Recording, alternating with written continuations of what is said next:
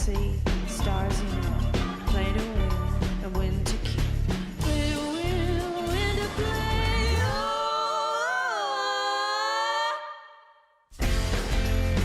I play to win. I play to win. I play to win. I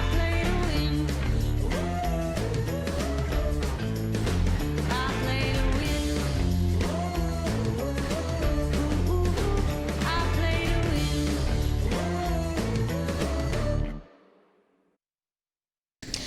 Voilà, mbote na bino nyonso bandeko balandi RL Télévision, topesi bino semaine malamu tolobeli bino semaine malamu pote bobandi yango na RL Télévision déjà na moya lelo na émission na bino ya base de la République.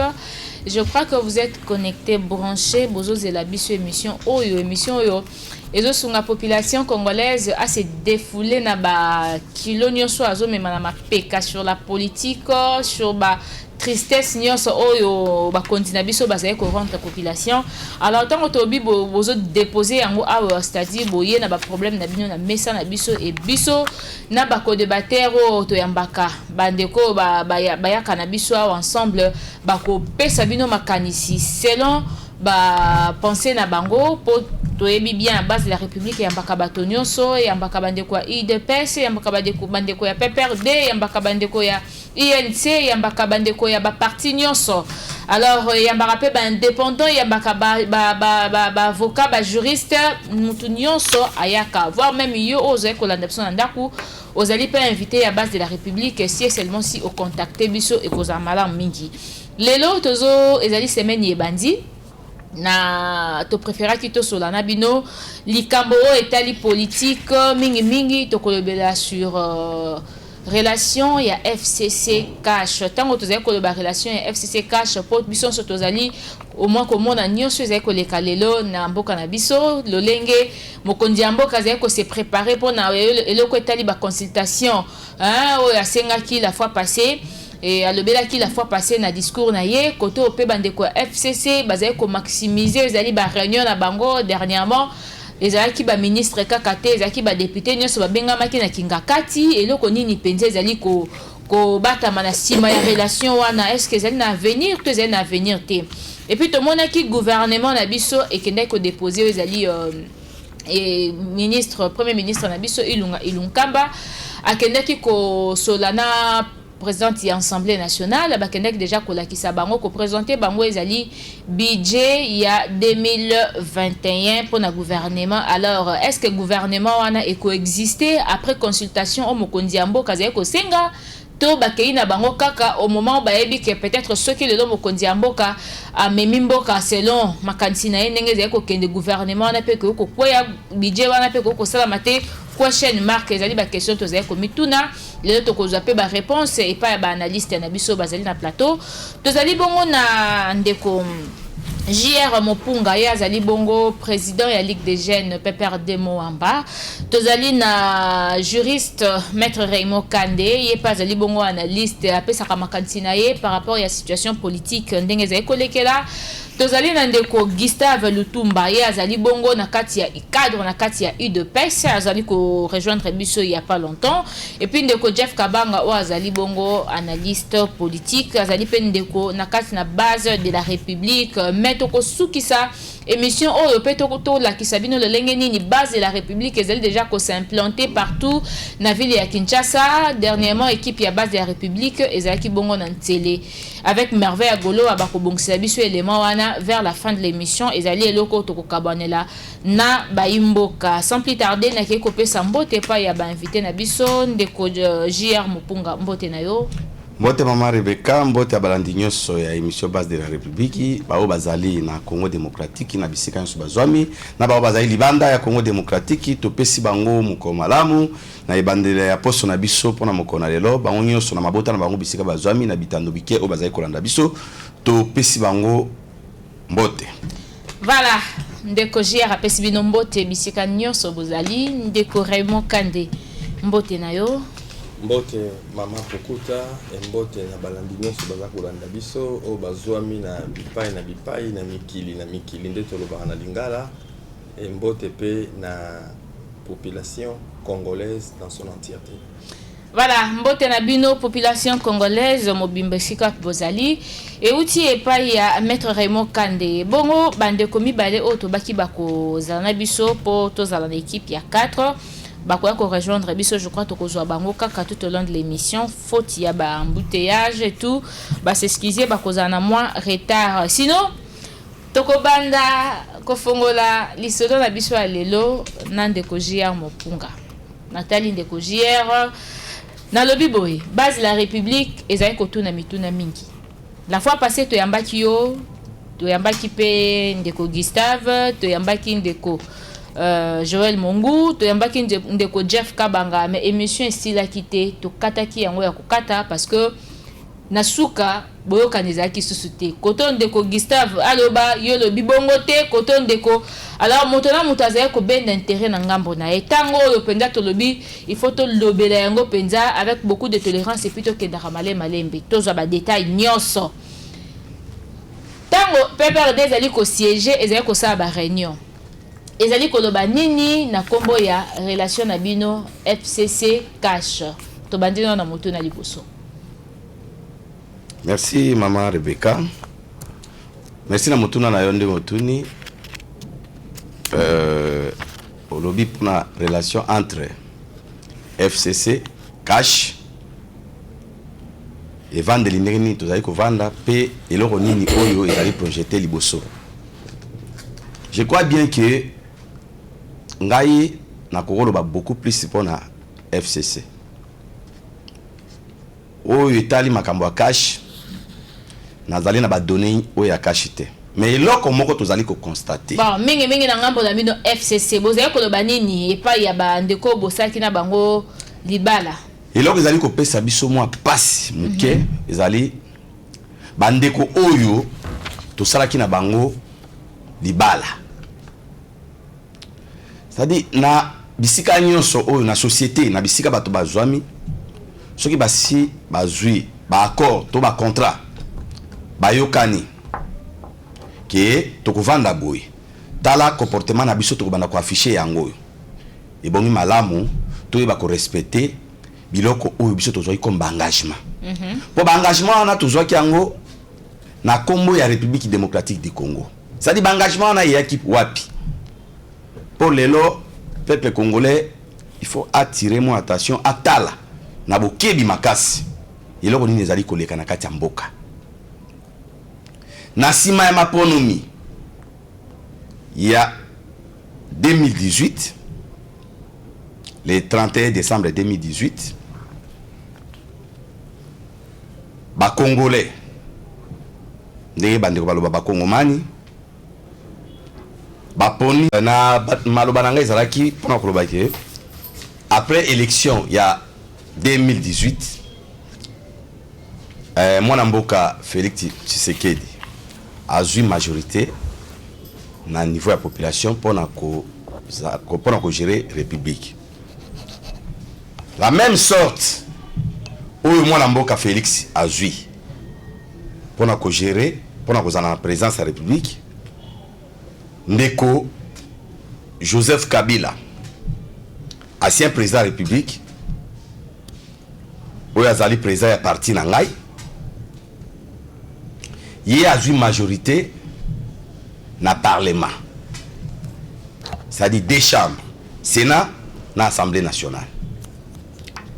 Na majorité wana azui nde eye kosala ke bandeko mibale oyo lobi bazalaki ba opposant basangana po basala force moko pona ko gérer république,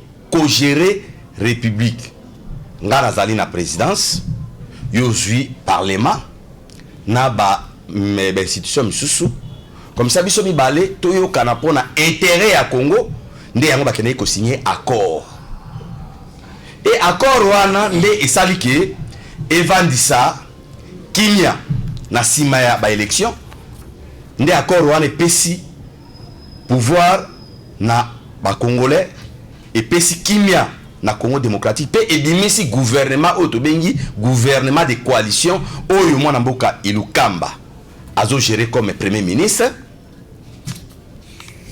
na programme oyo ezalaki programme moko basangisaki makanisi c'est-à-dire FCC apesi cash apesi nde ba constituer gouvernement wana pe omoni ke na kati ya gouvernement wana partage ezali na kati comme FCC c'est-à-dire soki tokendaki na cohabitation au résumé hein pose okay. Dans 2 minutes OK soki tokendaki na cohabitation bandeko ya cash balingaki bazwa poste ministériel te pour la nini parce que la cohabitation c'est bato bazali majoritaire bango nde bako gérer gouvernement na bango mais moi na mboka Kabila amoni ke ekozala malamu te ndeko azali président république bongo azala ta na contrôle te na gouvernement malamu to yoka na to sangisa ba force mibale wana yete apesa ndambo koto yo peto pesa comme ça to consulter gouvernement et to tambusa mboka ndenge longo bani mais tala bato ya mitema mabe bato ya mitema likundu mpona koluka ba oyo bazopesa songi bazosala songi epa nani ntango nyonso ngai nazali bazotia songi epa mokonzi ya mboka asala nini abeba apanzana na bandeko ya FCC bango balobiki bandeko ya FCC bazali ba demo balobiki bandeko ya FCC bazali ba diable union sacrée oyo mokonzi ya mboka lobi union sacrée pour ba gérer mboka union sacrée wana bakozwa banani na kati ya union sacrée wana parce que jusqu'à preuve de contraire mais bato bandi déjà ko se prononcer bino cash bino FCC nani a se prononcer bandeko ebele ndeko Rebecca olandaki poste uti koleka mwana mboka Kabila asangisaki ba député oya ye oya plateforme politique na ye FCC bazalaki kuna na parc ya Kingakati voilà bazalaki na mutango ya 338 wana tolobi ba députés nationaux 338 totangi ba sénateur te mais kuna na ba sénateur bakendaki totangi kaka ba 338 députés wana asangisaki bango po na kolakisa parce que bandeko bakanisi ke ba oyo bazopesa président république mateya ya mabe bazali komema na nzela ya mabe na ndenge elongo bani pena na démocratie ndenge tambolaka président république akokaki kopesa discours oyo apesi wana te voilà biso tolobi boye na démocratie eloko oyo eleki respect ya ba texte ezalité ya mibeko ezalité te texte toujours ba biso tolingi respect ya constitution biso ba IPPRD ba FCC totelemeli kaka lisolo ya respect ya mibeko mobeko likondi constitution na biso ezala respecté de première lettre jusqu'à dernière lettre toboyi nungu na kati ya mobeko likondi tolobi ba respecter mokonzi boka a respecter kaka mobeko likondi. Voilà, merci beaucoup ndeko Jia Mopunga. Je crois que Jeff Azaja ensemble na biso mais tokopesa imbote tango tokopesa maloba tozongeli maître Kande ozali juriste. Voilà. Tango bandeko FCC lelo bazali ko réclamer to bazali ko loba ete ndeko Félix azali ko respecter mibeko te azali ko respecter constitution te. Bino ba juriste boyebi le lenge nini ndeko Kabila Gérald Kimboka sur le plan juridique. Est-ce que ndeko Kabila pas respecté ki mibeko to et peu comme na tour à moninga ya moi ko senga Félix a respecté mibeko et puis côté nini vraiment Félix a BBC mibeko pour bandeko FCC ba koma kolela tina niveau.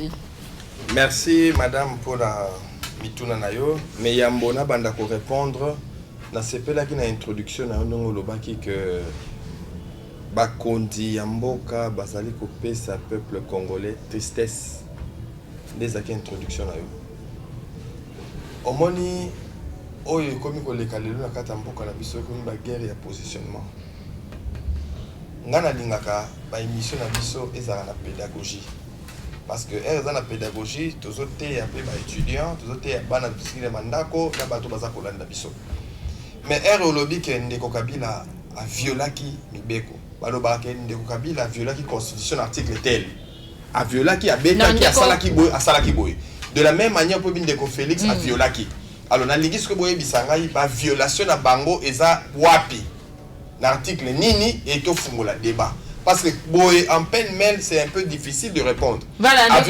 Ndeko JR alobi ndeko Félix azali ko respecter mes deux côtés. À quoi c'est biso dans quel point ndeko Félix azali ko respecter mes deux côtés? Ndeko JR.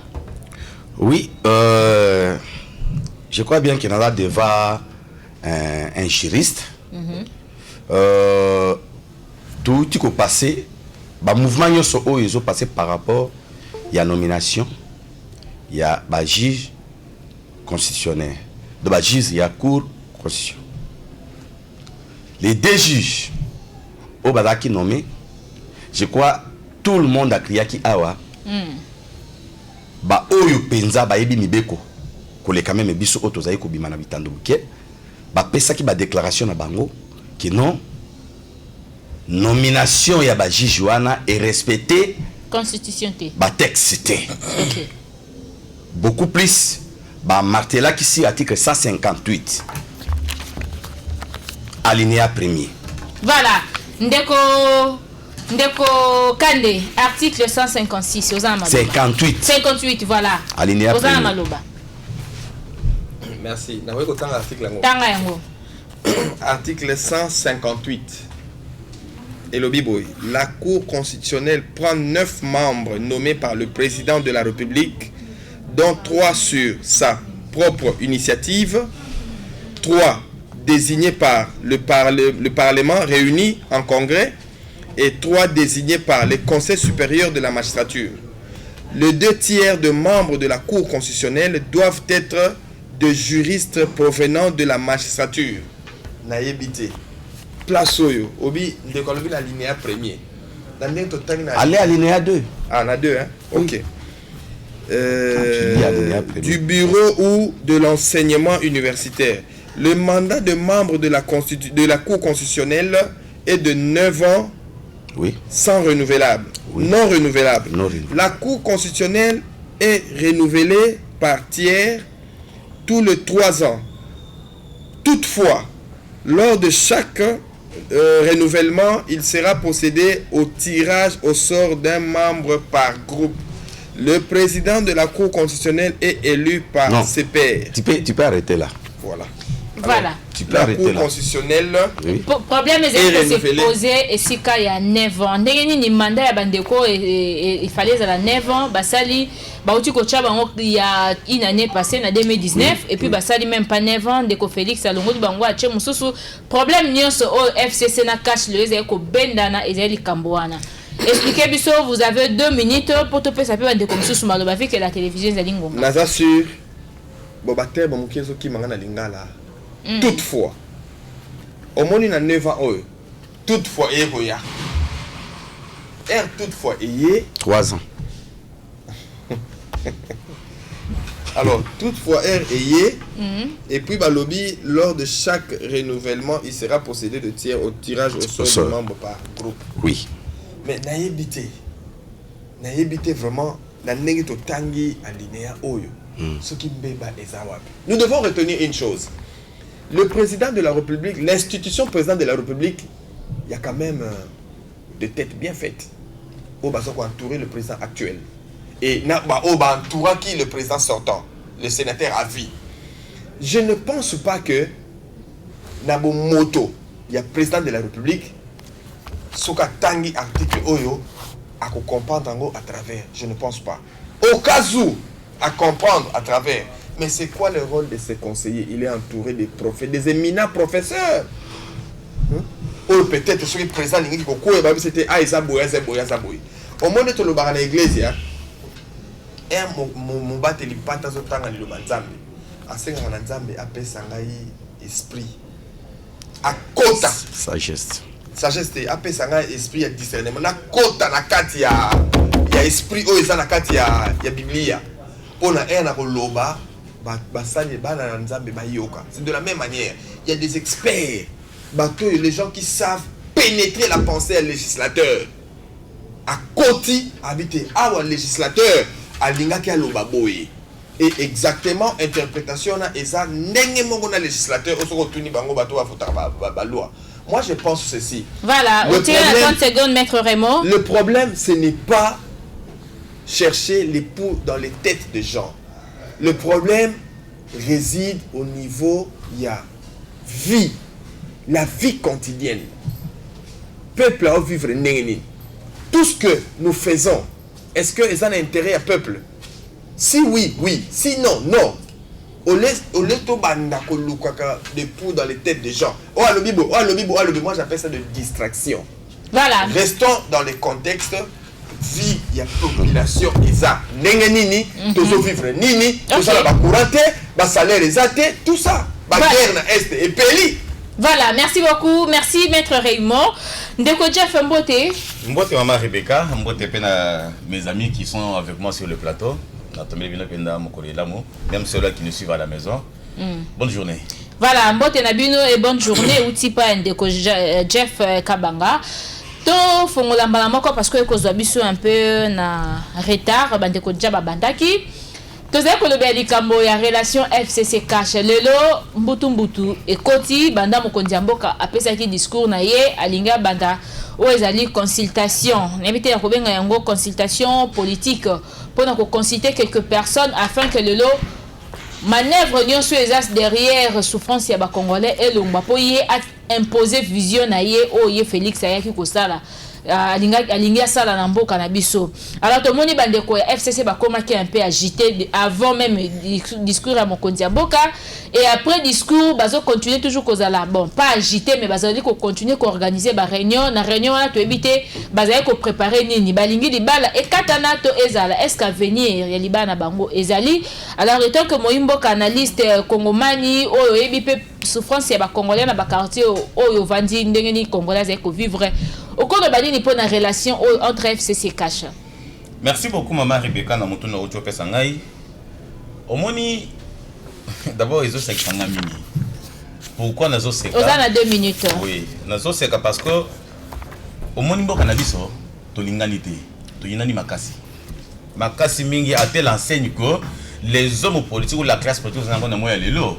Basant la souci, il y a population. Je commence directement à attaquer votre question pour voir le problème et bandeli wapi. Comment le président de la République a salaki moi message à Moukoussé dans 6 minutes.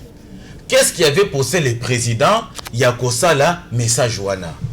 Si nous rentrons à la genèse, comment voulez-vous que le juge Bazo Yako prêter serment dans l'hémicycle? C'était juste qu'on présentait vœux devant le président et devant la population qui est représentée par l'Assemblée nationale. Mais je vois Bande Konabiso, il y a FCC, Bazobo Yakoya.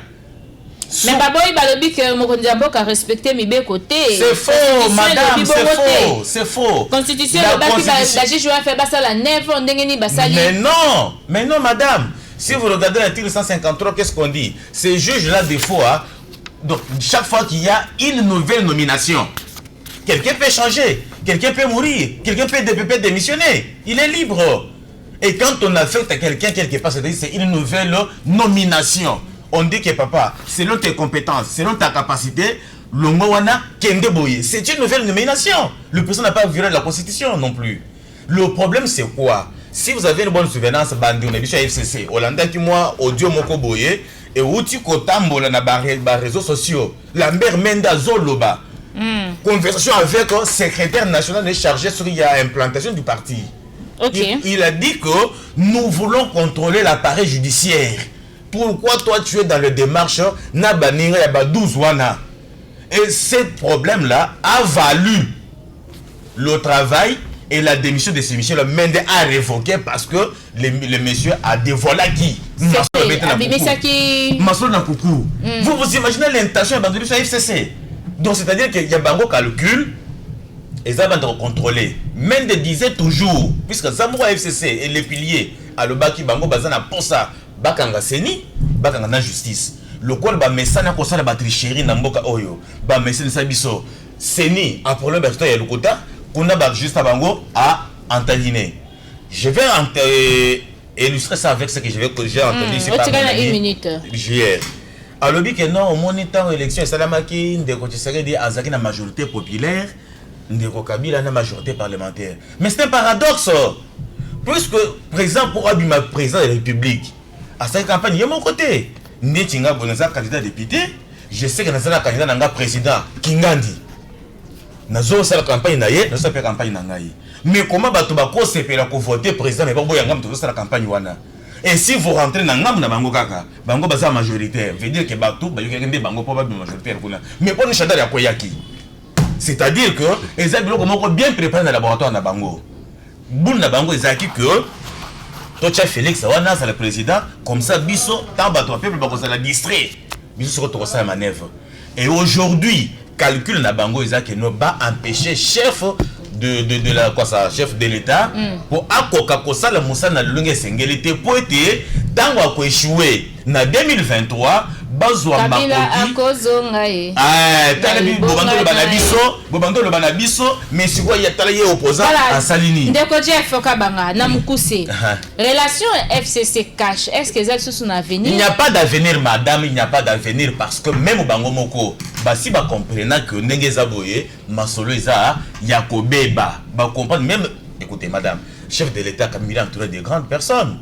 Il a des professeurs. Il a compris que pendant tous ces 2 ans où tu as la awa, Masolo les Osimbate, pour être bandé quoi Ngambu, bazo empêcher, bazo tirer bâton dans les roues. Et qu'est-ce qu'il faut faire? Il faut se débarrasser. Okay. Donc FCC na moi yale lo, ils ont le col liandi na le col yamutu. Donc liandi na musapi le col. Mon so penda les yesara mu butunyo so. Zo penda ga moi nzube. Papa au long. Voilà, merci beaucoup. Merci Jeff. Donc FCC baza liandi penda. Merci. Faut kolongola bango. Tango za koloba eba ko za pembe na ndeko JR mukumba. Nyoso za koloba za ko kota mbama ko na matoi na ye. Ndeko JR oki do ndenge nini ndeko Raymond ameki ko expliquer biso que dit l'article ebisaki wana pona makambo bisika pi mabe ekoteli na kati ya relation na bino FCC cash. Tango yo bino moko na FCC est-ce que boza ko banza te relation bino ko continuer malamu to bino pe boza pour ekata na kaka. Merci maman Rebecca. Na kobanda na ko répondre maître Kande et puis na ko ya ko chiter na ndeko Jeff. Ezali pasi pe mawa. Maître Kande azali juriste. Classe na ya sali ezali pona kolimbola mibeko ya mboka.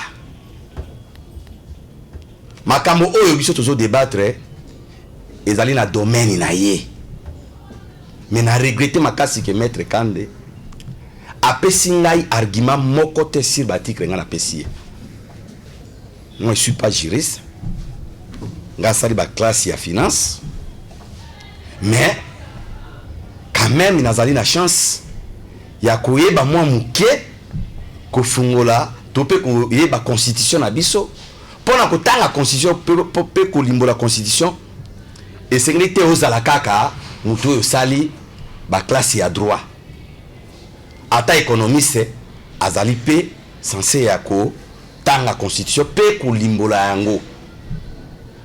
Mais na regretter maître Kande na pesiye article 158 alinéa 2 atanga yango pe malamu mais azui difficulté pona koyeba ko sembola ko limbola ba Kongo bayeba boni article wana elobi parce que bitumba nyonso makambo nyonso mobulu nyonso e utinde na article wana.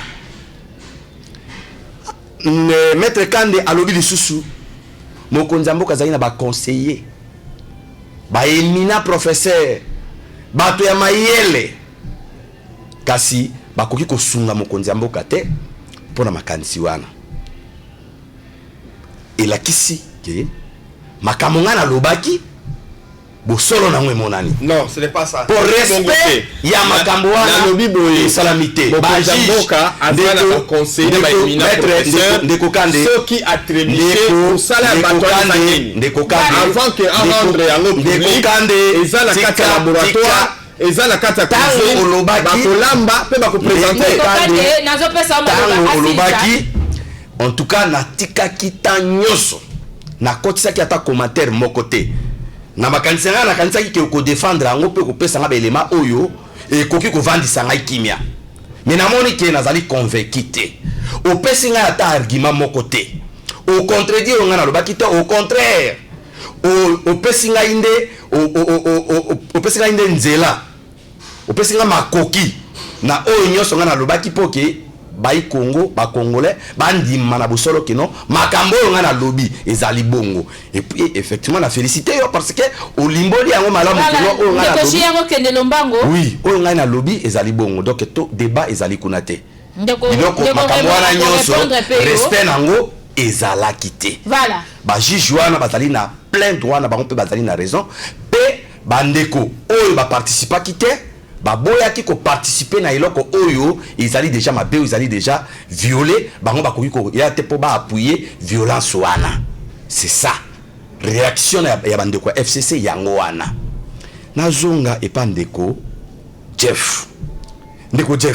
une minute yo awa na plateau devant population devant public devant ba congolais oyo kopesa biso ba élément moko oyo je suis surpris na ebite soka retenaki biloko ni na lobi wana FCC balobaki to bazwa ba pesi ndeko Félix. Je sais pas si vous avez bien suivi ça ce qu'il a dit biso to zui to pesi ndeko Félix.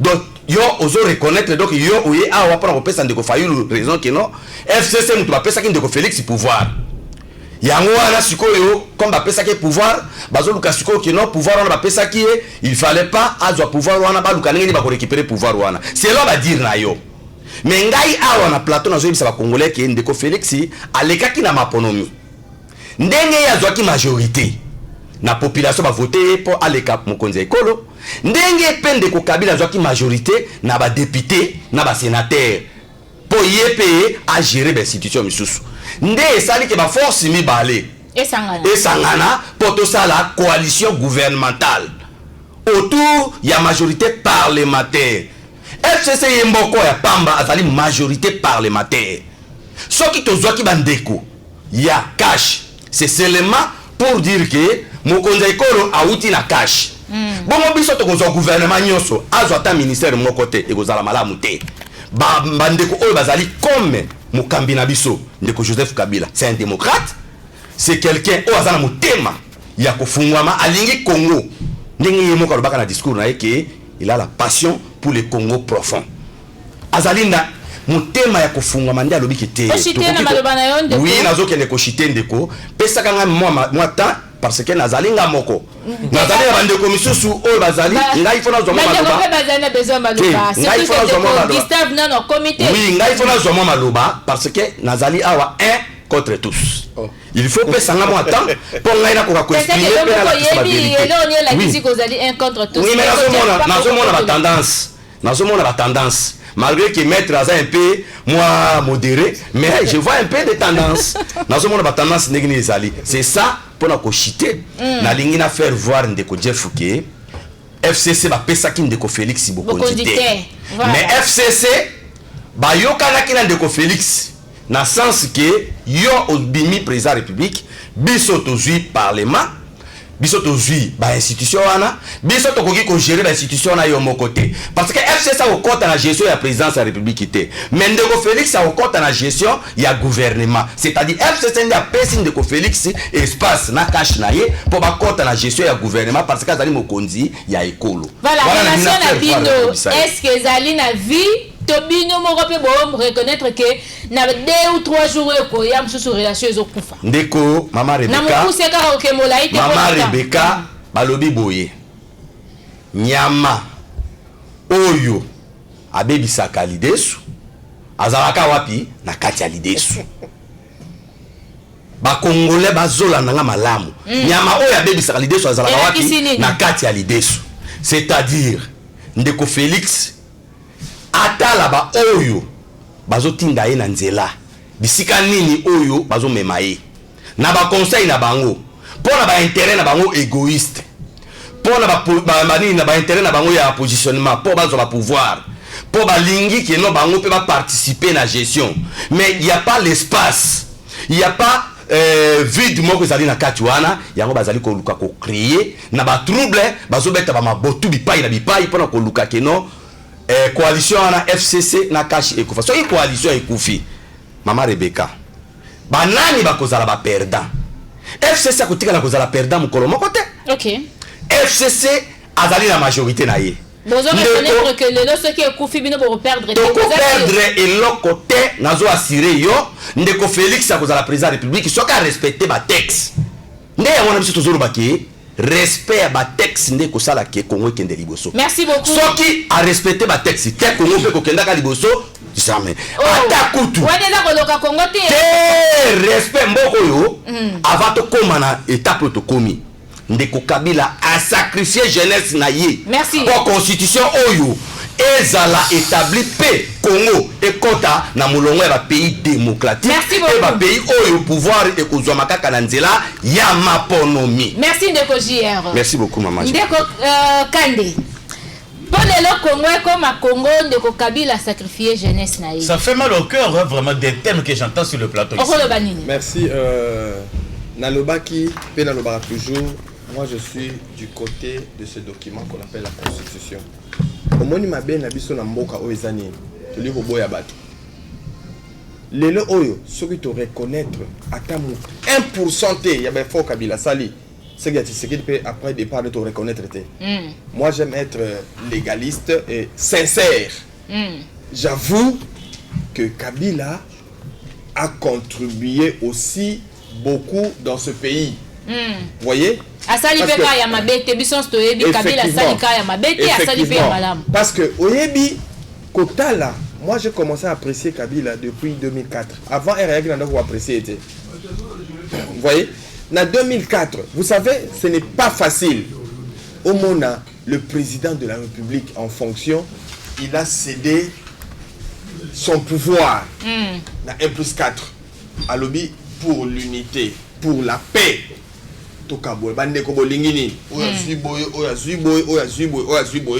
Na transition. Donc c'est pour dire que moi personnellement, et ça n'engage que moi, je reconnais les efforts que le président honoraire a eu à faire pendant l'exercice de son pouvoir ou son mandat. Ok. Alors, deuxième question, Lobaki Ezali que Omoni Lelo Oyo. Nous habitons la cité, nous courtoyons tout le monde. À venir, il y a Maria Joana, sincèrement, on doit le dire, le mariage n'a plus d'avenir. Parce que, tozo mon appel tozo yoka, bamakambo et l'Obama. Que, tel un événement, la prestation, il y a un serment, il y a un juge. Et vous avez entendu ce que la population, l'Obama n'a pas eu du peuple. Rappelez et dissoudre le Parlement et dissoudre le Parlement. Nous étions là, Toyokaki. Mais voilà, le processus, il n'y a pas de problème. Mais c'est pour dire. C'est pour dire. Et ça, sentiment à la population. La population s'est manifestée. Parce que Bayaki Koyoka, Kokomona, prestation serment. Bayaki Bamoni Bayoki. Alors, à l'heure où Tozo Kedena Maria Joana, je le dis, le mariage sera dissous. Quand? On ne sait pas. Mais Eko Kabwanaka Kaka. Eko Kabwanaka. Bisoto lingité. Les deux mariés, les deux époux, époux na épouse. Reçoit décision que les loto au Kabwana et ba au Kabwana. Voilà. Bako Kabwana te parce que nous faisons pression. Non. Mais la personne a déjà pression pas papa na maman. Ceux qui miti faisaient un ngambo moko bako poko sala ngomba. Non, parce que jusqu'à la preuve du contraire. Contrat wana, ceux qui acte engagement wana, oh le deux responsable ba signa, ngana to yebite. Baloba nini to yebite, to so yoka. Oh c'est là qui boy, oh accord ya paix, oh boy la boy. Jusque là, contrat on les a miwe. Voilà, parce que mon tête to yokite. Alors to garder kaka ni to le bateau garder bande na biso parce que le président de la République récemment ici, il a fait des déclarations à Brazzaville disant que ba okabonate, n'est-ce pas? Alors ba kiango ba okabonate. Alors to zalaka na optique on ba okabonate. Mais, tous ces bango, les deux leaders, parce que Kabila, c'est leader na quoi na ye, tu sais qu'il fait leader na quoi na ye, baso mais ma troupe, tous ces bango. Donc tout ce que baso sala, voilà, batala intérêt à population. Voilà, merci beaucoup. Batala vraiment intérêt à population. Merci. Ce qui intérêt, je suis, ce qui intérêt à population est zaté. On va se réveiller un bon matin, toquer n'a pas eu du peuple wana, et vous savez la procédure. Car on est au vote à député. Nous avons aussi le pouvoir de dissoudre bango surtout bengani bango parce que baba misala na biso biso to pesa bango pouvoir et nous avons aussi le pouvoir Ya ya kobengana. kobengana mokonzi ya mboka. C'est prévu. Alors, batala intérêt na biso, nous ne voulons pas arriver jusque là. Mais tout ça a besoin ya kimia, tout ça a besoin chaque leader à discipliner ba zoi inaye. Parce que ma déclaration tout ça qu'on a TV, c'est énervant. Ça commence à énerver la population.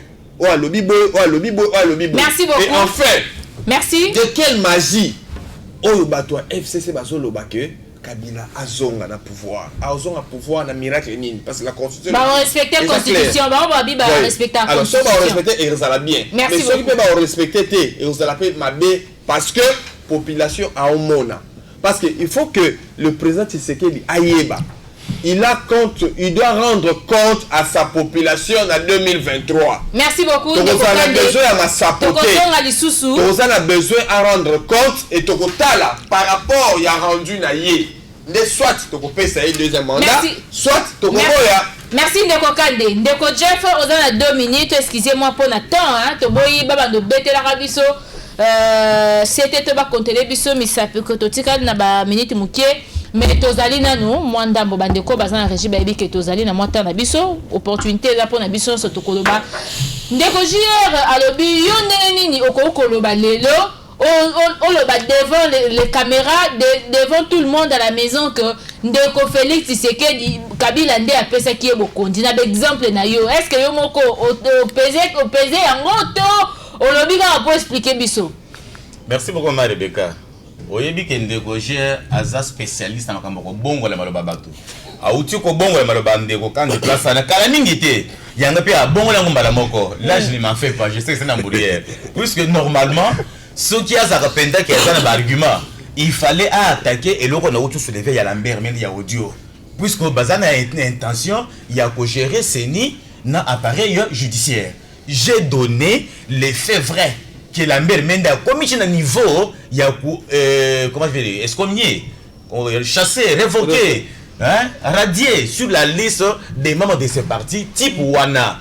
Pour la ministre audio. Ah, capo audio et bimaka. Il audio, il fallait ah, c'est aux les minutes nanga ici, mais c'est que minutes ici. Il fallait 30 secondes. Merci bien. Il fallait maintenant que Ndeko JR à défendre le loko wana que non ezaki bongote. Mais on a sauté. Akei ko bongo la malobonga na lobité. Voilà, continuez. OK, maintenant je continue. D'ailleurs, je suivi encore ici à Ndeko JR. Je regrette beaucoup. Autre le que non Joseph Kabila a sacrifié toute sa jeunesse. Est-ce que tu connais ce que c'est sacrifice ou bien sacrifier? Je vais expliquer. Pourtant, sacrifice des animés. Et de temps en temps, et l'Okwana et Yaka Mingi. Alors que c'est que la masse populaire, les intellectuels est belé. Le mot sacrifice est la dissinini. Ou bien c'est sacrifier la dissinini. Et ça que non, n'a droit ya kosa la moussa nanga songolo pakala. Na zombongo ebele mais na boy musala wana na ndibina kende ko nyokwama. Je prends exemple le kola basoda bangonde ba toujours sacrifier vie na bango puisque salaire a melonga ezate na léopard mais bazo kende ko bunda pona ekolo na biso sans rien bénéficier. Vous comprendre mais alors que soki gérer la République aussi. Alors soki non Kabila non avec des coups. Non. Maintenant Moutouana soki aboye puisque prenez seulement exemple aujourd'hui. Un commerçant, même petit à ça de cabine dans coin, avec un policier, avec un militaire. Militaire, ça n'a jamais longaté, hein. Mais ce militaire s'est décidé que l'on a dit Munduki, n'a pas un peu dans coin, n'a côté, puis il va se retrouver. Mais à bout lui, Seigneur Sawana, à bout bourgeoisie, à qui pour servir nation. Mais Kabila est venu, mais il fait de même redouille. Si vous regardez en 2006, quand il était seulement, un petit garçon de rien du tout, 29 ans. Mais aujourd'hui, il en sort un bourgeois. Qu'est-ce qu'il a sacrifié de sa vie? Au contraire, il est venu voler les pays. Payer les pays. Gérer la République, c'est facile, hein? Mon frère, il n'a pas géré, il est venu voler, il est venu piller avec toute sa bande. Ok. Mais alors, mon frère, il faut peser les mots comme ça fait mal au cœur. Voilà, on chute Ça fait mal au cœur, mon chef, il faut peser les mots. Kabila n'a pas sacrifié sa vie, mais néanmoins, il a profité de l'occasion. Il est fini du néant. Kabila, il était quoi avant qu'il était quoi? C'est ce qu'il est aujourd'hui. Et où les sacrifices là-bas? Bien, je reviens à... Vous allez m'excuser à hausser les toits.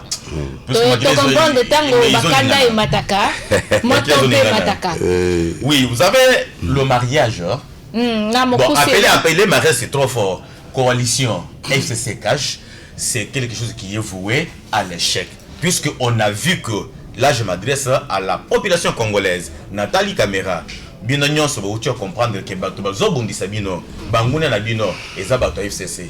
Puisque ba juge ba uti konomé kuna baza ba juge ba kosala mboka na bino musala. Mais bota na bato FCC ba boy kokende na prestation de serment ba kenda ndako mabunde pa na ye ba vandi bazo solola. Poete le bilo ba bakeno ba juge wana seto yebi bangote. Pona nini bongo kaka po après judiciaire et kimi na maboko na bango ezongi na nzia ndenge longo bani ya nde ba yukira puisque qui m'a pona ne kimi penda totalement pété. Non, et c'est kimi. Pourquoi il multiplie les réunions na Kingati lelo? C'est pas qu'ils ont compris que Nazana, je crois que na autant appel liste ya ba ndeko baza ba juge hein ba tumsupe bazoe ba bangote na autant ngwa ata na suka. Voilà, 30 secondes aussi. Alors, ce qui est vrai que quand on dit que justice c'est kimi bango, ce n'est pas juste commis à Kiseli, mais juste commis indépendant ndenge to bando linga. Mais si quoi bango balinga kinde bongote, ya onde pesi bango mitema moto.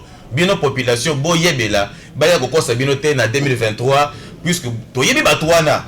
Aye azamuto akabila, mais azui elengo pa Kiseli dialati na polo. Azui muniera lati.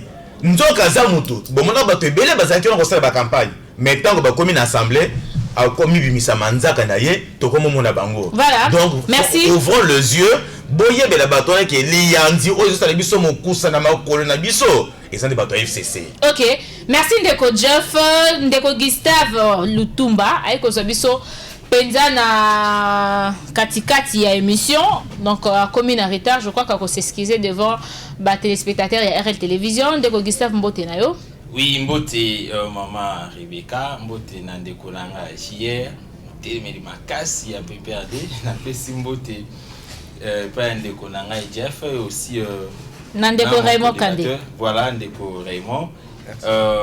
Nasengi d'abord bolimbis na ndenge na komi vraiment en retard parce que nazala ki na activité moko lobi makasi et si là qui vraiment aussi na retard talaka okende kopé misanzoto et ça là qui que na la mukamom qui na ba difficulté na s'efforcer kokoma parce que le peuple azana posa ayoka ba vérité o to sengeli koloba. Voilà, ba vérité o sengeli ko ebisa ndeko yo na retard aux 5 minutes pour bandeko déjà ba jupe moi déjà ba minute ebele na maloba ndeko toza kolobela relation ya FCC cash. Est-ce que zali na avenir to zali na avenir te? Kolandisa ma discours ya mokonzi mboka elekaki vendredi wana utaki koleka et ti lelo FCC zali à l'aise été. Mikoleleki to mona ki bango epai ya ndeko Kabila na Kingakati esika ba député nyonso basangana ki lisusu kuna. Après kolonga epai ya ndeko Janine Mabunda bazalaki kuna. Ti lelo FCC ezali penda ko bongisa ya bango pe ba réunion ndenge nini bakoko kotelema ou encore kozongisa ndeko Félix na nzela par rapport ya ba accord o basalaki ba moni ndeko Félix ezali ko respecter te alingi abunga nzela. Bino na kati ya UDPS etango bozali ko vanda bozali ko mona ndengo ndeko Félix azolinga ye moko azwa mboka na maboko pour gérer selon ye et non selon ba accord basalaki bino ezali ko lobela bino ndengeni. En tout cas biso ezali ko lobela biso kaka au peuple azali koloba parce que depuis que le président Félix Tshisekedi a été proclamé président de la République démocratique du Congo élu, le peuple congolais a betaki maboko lobby makambo changé makambo comme kitoko. Nous avons fini avec le régime et mesanaka ko nyoko la biso peuple congolais et mesanaka ko beta kabiso ba fimbu et mesanaka ko boma biso. On a vécu même des fausses communes na ba période wana et le peuple n'avait plus la démocratie, même la liberté d'expression et ça l'a quitté, la liberté même de circulation et ça l'a quitté. Vous comprenez un peu? Et tant que le chef de l'État a prêté serment na ye makambo leki kitoko mais tant kaka et kobeta malisolo ya coalition FCC cash la plupart ya population avait réagi alobiko to lingite coalition ana ezala to lingite mais le chef de l'État Félix Antoine Tshisekedi alobi non ce qui n'a la ligne coalition ana ezala c'est parce que nous avons la minorité, nous n'avons pas la majorité parlementaire. Ce qui n'a dit qu'il te ressemble à gouvernement. Et déjà, l'esprit à Badou, on est parce que les hommes n'ont pas changé. Et qu'on sait, tout travailler dans la coalition, tokendaka na bango vana ya coalition soki conscience ya bomoto ezongeli bato mosusu bakozonga na kati ya nzela. Mais malheureusement ndenge bafrançais balobaka qui a dit boira, les amis nous ont démontré noir sur blanc qu'ils n'avaient pas la volonté ya kotika peuple congolais à se réjouir na pouvoir ou appeler ça qui na Félix Antoine Tshisekedi. Ils ont commencé maintenant à bloquer. La fois passée, dans le bac, il y a un blocage au niveau du ministère parce que le peuple congolais ne se retrouve que sur le plan de l'exécutif parmi les trois pouvoirs. Donc, nous avons le pouvoir législatif, le pouvoir judiciaire et le pouvoir exécutif qui est le gouvernement. Il y a des mettre en scène ou en musique les programmes et chefs de l'État pour un peuple à se retrouver. Mais bango siko le quoi la bazui majorité wana na kati ya parlement babimisi premier ministre bazui ba poste ministériel ebele babandi ko bloquer histoire ya blocage to bito bandelata na ba différentes nominations au chef de l'État salaka au départ. Vous allez vous rendre compte ce to bi le loto kendata na ba secteur mususu, vous allez vous rendre compte que non, il y a toujours des blocages.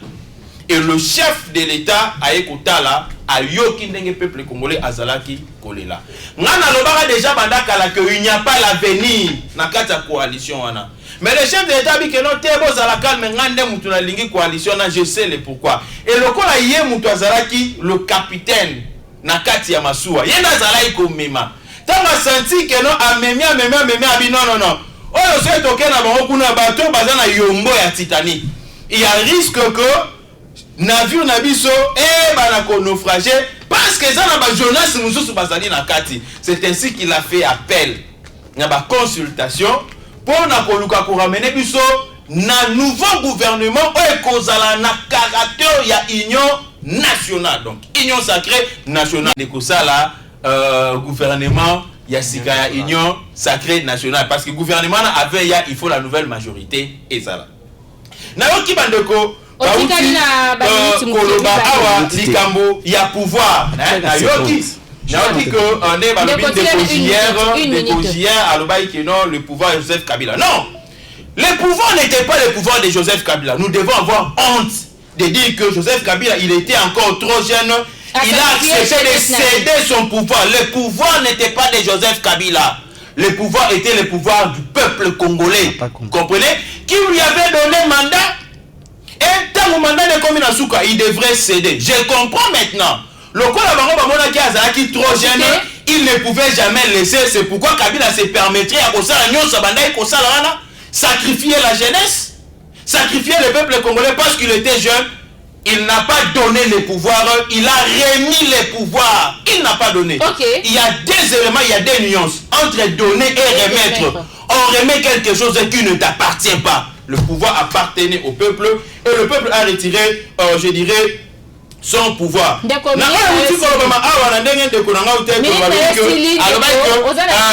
à FCC et Kokufa Kaka, ceux qui va leader mi balé, il n'y a pas de leader. Il n'y a qu'un seul leader dans notre pays qui est le président Félix Antoine Tshisekedi. Kabila Azali Nakata FCC Naïe. Le président Fatih, il gère le FCC et les cash. J'avais dit ceci. Ok, merci. Laissez-moi évoluer. Je connais qu'il y a d'autres mariages Oyo et connaîtra ma divorce parce que les enfants ont été mécontents.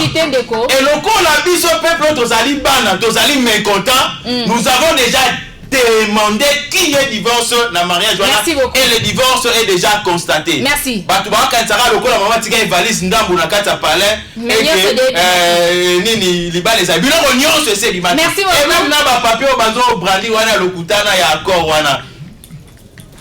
politique est une science et la politique est un art. Merci beaucoup Ndeko Gustave. Tozongeli ndeko JR pour JR ndeko JR atoki alors ndeko Gustave azuba ni il faut équilibrer ndeko JR il faut équilibrer débat ndeko Gustave ayeko zwa biso na retard yo zwa ki peta ya koloba et c'est là qui aloba o ezaki pa na ye bongo tozongi Tana ye à côté, il a utilisé 9 minutes. Yo pe to tikela ka yo na émission de kaka wana to tikela ka minutes c'est les débats n'étaient pas là. Voilà, ndeko Gustave. Oui, alobi ndeko Kabila asunga congolais te. Kolobake ndeko Kabila. Laissez-moi la joie moko pona kenango lentement et 2 minutes tozongi na répondre ndeko Jeff. Jamais na bakisaka eloko o muto lobité. Ezalaki ba parole na yo oyo lobaki. Olobaki ki bato ya FCC, donc c'est-à-dire FCC ba pesa ki Félix pouvoir. Ce n'est pas ça na kosa kité na lobaki oyo lobaki. Na lingna zonga pa ndeko Gustave. Na shit na ye na makamona ya lobi. Moi je n'ai jamais dit ici que Kabila a pesaki Félix pouvoir. Ezaki ba dire utaki epa ndeko Jeff. Na bandaki ndeko rectifier ko zone ndeko Jeff na nzela na lobby ndenge président et la République Félix azalaki éli na majorité populaire ndenge pe ndeko Kabila azwaki majorité parlementaire. Il faut faire la part des choses. Tout ça là ba discours sentimentaliste c'était. Tout ça l'appelle biloko oyo ko mema biso na iloko moko ki résultat moko uzala nango na sensité. Ici, moi, j'ai été focalisé na respect ya ba texte oyo régi République démocratique du Congo, c'est-à-dire notre constitution. Si le président Félix respecte la constitution, parce que dans un monde Gustave, quand vous passez à la télé, ça et vous allez qui dans l'opposition, vous pouvez tenir tel genre de discours. Vous êtes pris dans l'opposition. Vous gérez la République. Vous commis la tête il y a pays. Mais nous sommes des Congolais. Écoutez, s'il vous plaît, écoutez. Et nous faisons partie de la population. Écoutez, discours Rwanda, il y a qui discours moko populisme. Il y a qui discours Oyo, un opposant à Kosala. C'est lui qui peut faire ces discours-là aujourd'hui, c'est Fayoulou. Laissez ces discours-là à Fayoulou de faire ça. Très bien. Non, laissez-moi. Tu as parlé ici, je vous ai écouté des début jusqu'à la fin, mon frère. Laissez-moi aussi. Non, laissez-moi aussi. Laissez-moi aussi exprimer. Tu as écouté la temps, hein? Oui, tu as la temps, maman. Au PC 9 minutes, tu peux s'en attendre 3. Déjà consommé 2. Et non, on consommait déjà 2. Tu as distraire comme maman. Continuez. Donc, na lingina ibisa bandeko. Il y a IDPS. Je ne parle pas cash. Que épargner vite. Kolongwaka bopesaka ba discours oyo ezali ba discours moko populisme té. Et puis ne prenez pas population peuple devant toute chose. Non. Les mêmes peuples oyo bazapa na bino, les mêmes peuples bazapa na biso. C'est-à-dire moi derrière moi, j'ai 3 4 5 personnes. Vous aussi, vous avez 3 4 5 personnes. C'est le même peuple. Mais mutumo ko takoy ko bimale devant azwa peuple en otage que peuple atindinga non. Gouvernement ya coalition, gouvernement ya coalition, ezali gouvernement ya FCC cash. Ce qui échec ezana gouvernement, bakotala ko banda likolo tina C. C'est-à-dire on commence par le président de la République, tokite tina mutasuka. Tant ce qui est comment marcher la gouvernement, na pesa ki bino exemple. Na lobi saute mouton, basala ki ango na gouvernement nini. Aujourd'hui, ils ont qui programme il y a 100 jours le chef de l'État. Nous sommes aujourd'hui dans combien de temps depuis que vous avez lancé l'opération il y a saute mouton. Donc on a plus de 500 jours, plus de 600 jours Tozo Kende. Est-ce que nous sommes à FCC mouton bloqué? Si ça marche, c'est Fachi. Si ça ne marche pas, c'est FCC. FCC n'est pas de... Il n'y a pas que des démos là-bas. Parce que vous voyez qu'à l'FCC, il n'y a que des démos. Non, il y a des démos, il y a non, c'est vous qui dites ça. Il y a trop de coopérants. On est de Kabila. Dans le bac, quand on a tous qui début émission, parfois, il y a comme quitté. En aucun jour, comme on a FCC Abimi, pour Aya, Abanda, Kolobabilo, comme on a B pour le président Félix. Merci de Komopunga. Pour autorité Nabiso. Kabila, Joseph Kabila, Oyobino Bozo ignoré, ceux qui vont ignorer Joseph Kabila qui non azali chef de la majorité, c'est-à-dire donc le président Félix passe à la qualité.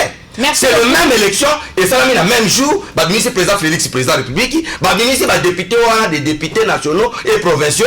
Ensuite, la province va voter le sénateur. Donc, Ndeko Gustave, vous devez respecter Bilo Konyo surtout. Mboka itambolaka na respect à Mibeko, pe respect à l'engagement. Kolobate qui non FCC, Ndembutu azo bloqué. FCC ne bloque rien. Merci FCC est en train de fonctionner. Au moins, merci. à ça ma coalition. FCC azo tala makamoni azo. Merci beaucoup. FCC n'a rien à voir. Non, FCC n'a rien à voir. Quel est l'enseignement? Merci de l'enseignement. Ce qui est récit, voilà mon mettre en difficulté le gouvernement public. Merci. Voilà, aujourd'hui, ça va tenter à exprimer. Je suis seul. D'accord, tu as écouté là. Je suis seul. Ndeko Raymond, comme il peut citer déjà dans l'émission Nabiso, Ndeko Raymond, aux a 2 minutes pour to silisa. Et vu que l'équipe Moussou Soupé, tu as la régie pour à base de la République, adhésion, dans le pour permettre Bisoto Yamba, équipe Yami Balé, oh, et Nabiso, Bazapen un message Yakoloba. Ndeko Raymond, aux a 2 minutes, au lieu de débat et côté entre FCC Cash, donc PPRD IDPS. Sotobi FCC Cash, oui. Tout le monde a pris PPRD IDPS. Match, bon, yo arbitre, Lobanan. Merci. Nazong sou moi c'est mamukie na banda koloba boye. Mabe na biso na Kinshasa na Congo ezali tondima na kate. Moi je l'avoue que Kabila a sungaki Pemboka quand il était président. On appelle ça exemple, il y a 1+4. Il a cédé une poursuite à pouvoir naïe pour la Kimi Kotanamboka. Et de la même manière, ceux qui t'ont avoué, moi, sacrifice, mon Keo Kabila Salaki, lobby peso Tshisekedi d'Akei, tu vous reconnaissez. Faut pas dire sacrifice, mon frère. Pourquoi le mot sacrifice? Qu'est-ce que Kabila sacrifié de sa vie? Il est une vie. Et il a sauvé mon choix. Il faut parler de sacrifice. Non, là, c'est ta parole. Voilà, commencez par utiliser ça. C'est un autre débat. S'il vous plaît, s'il vous plaît. Ça, c'est un autre débat. Sacrifice, c'est quoi? Bon, je modifie les termes. Moi, Moukié, moi, volonté Moukié à Salaki Nango. Yakosunga Mboka à son temps. À Salaki Yango à Koreko Sala. De la même manière, les Oyo, ceux qui doivent reconnaître fort, il y a président Tshisekedi T. Ceux qui l'ont bien zaté, ils ont le même discours. Tshisekedi Asani, c'est ça. Alors, dans le cas où Nazoloba, débat Nabiso est la scientifique et la pédagogique. Parce que Banabazola Nabiso, Nabadako, Nabatu Mususu. Totika, cause on a rancune, il y a un individu. Oui. Oh, la regardez, et ça pour la beauté. To débattre politique et ça rancune parce que rancune même sur les locaux moté au moni dès que Gustave a dit que awa tout à l'heure tout le monde a commis c'est vrai bande quoi FCC pas na motema malamu mingi te parce que ba tcha toujours ba peau de banane na nzela ya gouvernement to moni yango to vandi na cité to zala na bango to liaka na bango to tamola na bango to solo laka to yemi makambo ba yebisa kabiso. Là, pour exemple, mon quai, il va bêtise de Willy Bakonga Sali. Quelle bêtise? Hein? Bêtise ni. Yemoko. Azana ba école combien? École wana sala ki yango tanga comme na pouvoir ba kanango. Est-ce que oyebi ke azo ba enseigner muso école na ye à côté si bango na kati ya nani ya ministère. Ya l'état. Oyebi yango? Est-ce que oyebi ke azo négliger gratuité to ke malembe. Te bazala congolais te. S'il vous plaît, tolérance tika. Bazala ki école à Bakonga, c'est-à-dire bazala Il a privilégié ces écoles. Non, là, il faut c'est pas les Congolais. Ils sont les Congolais, mais lui a privilégié ces écoles. Non. Na retiré Maloba. Il a créé même des écoles fictives. Nous avons tout. On a commencé déjà à créer des écoles. Ce n'est pas ça le débat. Moi, je ne suis pas là. Je suis en train de dire les choses que je suis dans le fait que vous avez s'il vous plaît. S'il vous mais plaît. les choses que vous avez ici, c'est pas clair. S'il vous plaît, les faits de Bakonga, si quelle base? Je suis dans les faits. Très bien. Hier, vous félicitez Bakonga. Aujourd'hui, vous commencez à s'abonner. JR tolérance, s'il vous plaît. Koyiba minute de côté. De quoi si ça pour minute na biso ezo. C'est regrettable. Maman, ce qui c'est là batala ngai. Continuez gagner des temps s'il vous plaît. Alors, le manière que le baboy. Ba maligance on de Kobakonga zo sala. Retirez d'abord biloko wana. Tika de passer ça côté. Non, mais il y a non, c'est faux. Bon, makabuki tongo on de Kobakonga zo sala. Oui. Makabuki tongo de Kobakonga za ko sala. Makambu wana, ba tricherie wana. Ouais, toko obligé. Tricherie zate. Mais tu dois applaudir yango. Azo sala yango. tosepeli nango te mais lelo oyo mission na ye eza nini atieli mokonzi ya mboka po de banane po aglisse Rien du tout. lelo oyo gratuité Rien du non tout. écoutez Tika de quoi s'il vous plaît, Ngonga et Iba bino moko na mitema na bino bopesanga eyano mpe définition ya gratuité gratuité elobi nini elobi ke ndeko nini aza na stylo boye apesi ndeko Gustave yango apesika eloko te mais oyo ekomi kosalama na bakati ya baekole ya leta eza su gratuité te ekomi pesa mwa 50 000 po toconfirme pesa mwa 20 000 eza su gratuité te nani akreye makambo wana nani akreye yango Ce n'est pas lui qui a créé ça pour malembe faire. papa toke malembe Oui, condition de la biso tikana évolué te s'il vous plaît, il faut continuer pour aux autres, ça déjà. Tika na 30 secondes. Est-ce que yende muta occasionné En tout cas, ça, c'est Seconde, 30 Attier secondes. pour soit habitable, mauvaise foi. là, il y a un programme, il y a chef de l'État. Pourquoi? Parce que dans le bac, Lobi Bakonga Azaki applaudi. Aujourd'hui, parce que ça commence bakendaki na à... kingakati bakiko solo là. Aussi, les Mutu moko na kingakati atuni bango mais pona nini na période na ngai gratuité ezalaki Qui a dit que non, gratuité Zaki? kotanga kombo te ngala ça déjà Gratuité Zaki, mon frère. Ezali wapi? Tu n'es pas informé. ezali wapi? s'il vous plaît, de Gratuité continuer. de l'enseignement, ce n'est pas confusion. Les Zalaki na confusion ici et Bandaki. Yoka na bisayo. Plein de Yoka na bisayo. Maloba. Yoka na bisayo. L'école à Lubumbashi. Yoka. Oui, non non, c'est vrai. Yoka. Yoka na bisayo. Yoka la tanga. Yoka, na sa mingi eza ngai papa si. Ndeko, tika na 30 secondes peto aussi. Amérique sur la débat moko Tozaki na ngo.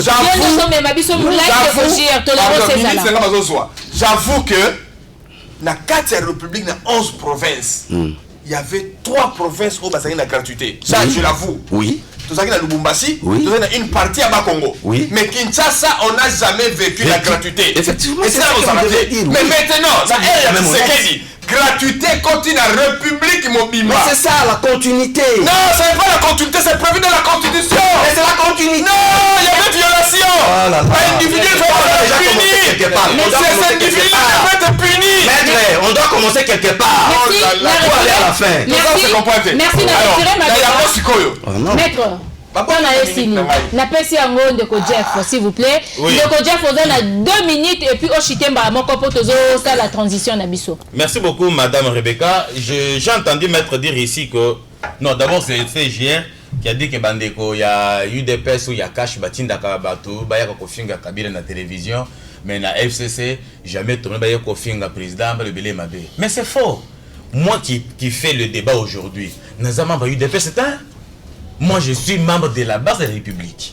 Donc, je suis Un parti politique.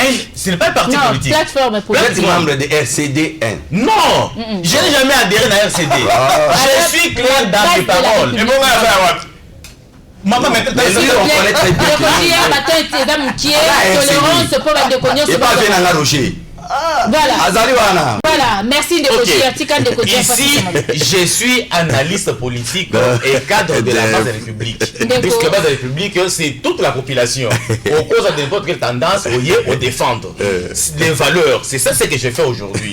Mais maintenant, je ramène des Rogiers. Si tu dis que non, FCC, Balobaka, Mabé était président de la République, mais c'est faux.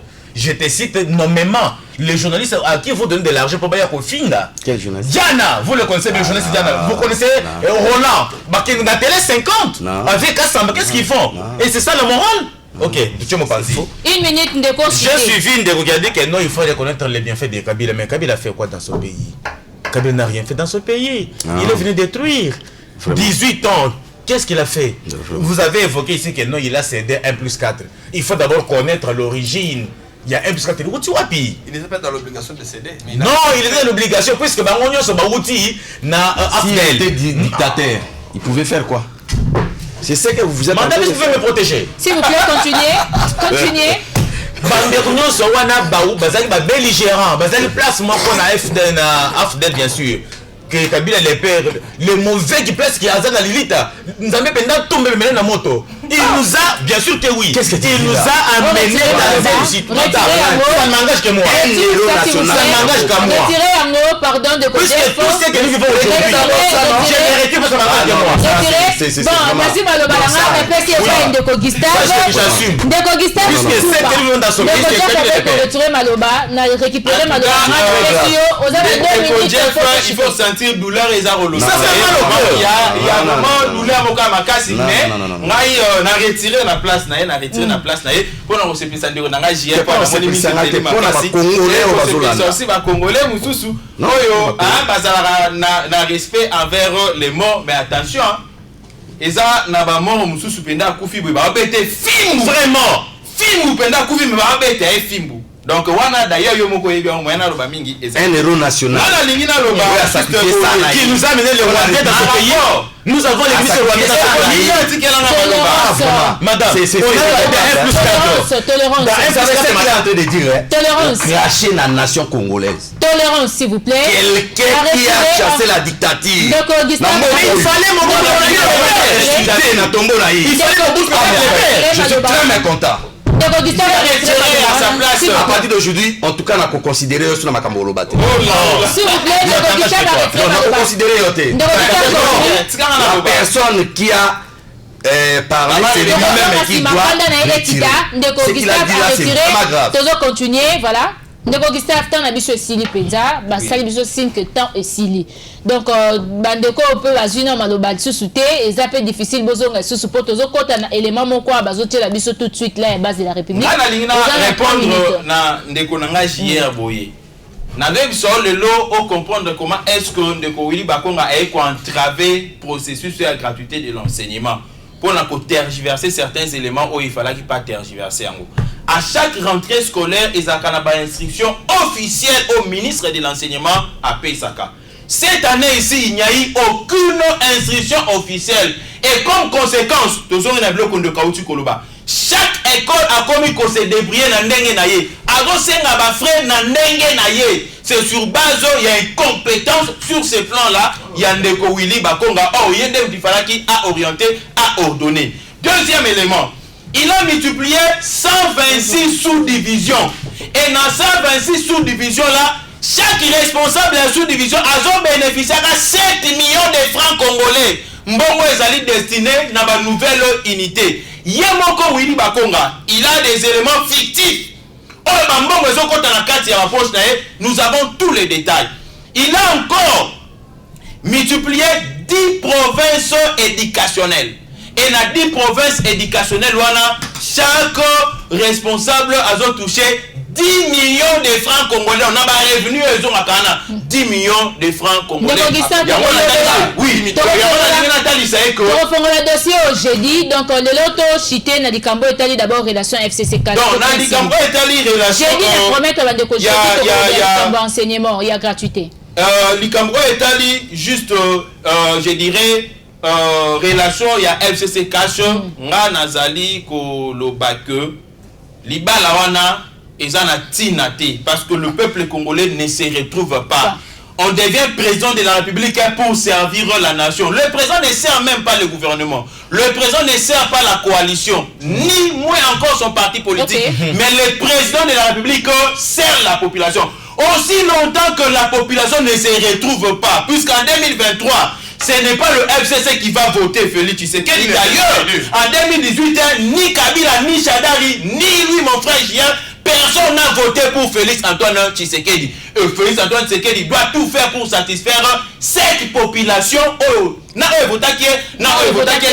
tant que garant de la nation. Merci voilà beaucoup. Ce que moi je peux dire. Il a droit de rompre à tout accord. Merci beaucoup. Pour satisfaire le peuple. Merci. Voilà. Et papa sera venu que relation na za ngo libanda wana eza obebisa ndako na ngana ba na nga. Merci, nous allons rentrer de côté de la régie parce que nous allons au nom de la paix. Je dis bien à la kisipe position te pour azali ne pe na parti politique ite o ya zalaka azali na ye partout. Donc il y a azali ko tambola wana azali ko loba plutôt pour na égalité. Boyoka ki même ozaki message na ye tango mosusu le bin de ko Kabila peto ndima ye tango mosusu pas le bin de ko Félix pour faire ça la boye donc azali naître de ko Gustave ya azali cadre na kati ya IDPS bolandi vraiment ozaki message na ye c'est vrai que ba tomboli sous 6e sous na Dikambo Etali makambo ya gratuité de l'enseignement et puis ndeko Jeff Kabanga mwana mboka analyste ya azali bongo moko na kati ya base de la République ye pa pesa ki makanisi na ye présentation ezaki Rebecca Pukuta la Servadi bozaki ebele bolandi biso esika bozali na ba suggestion makambo ya koloba bobenga biso numéro na biso ezali wana merci na Emebi Douaya merci na William Funi merci